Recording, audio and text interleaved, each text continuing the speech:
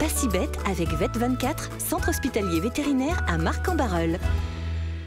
Prise d'un contraceptif ou ovariectomie pour la femelle, castration pour le mâle, la stérilisation de l'animal est monnaie courante. Pour le propriétaire d'animaux, en plus d'éviter une reproduction non désirée, elle apporte d'autres avantages que nous expose le docteur Aymeric Deneuch, spécialiste en chirurgie au sein du centre hospitalier vétérinaire Vet24. La stérilisation consiste en la suppression des fonctions de reproduction.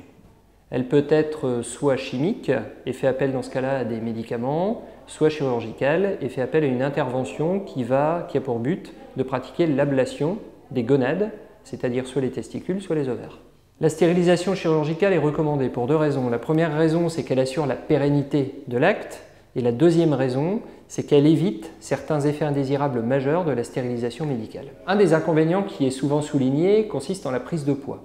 Il faut savoir que suite à une stérilisation, il est important d'adapter le régime alimentaire car les besoins du patient sont modifiés et sont revus à la baisse. Alors chez le chien mâle, il est clair que la stérilisation permet de limiter les comportements dominants, si tant est qu'elle soit effectuée préalablement à l'instauration de ces comportements, donc chez un animal jeune.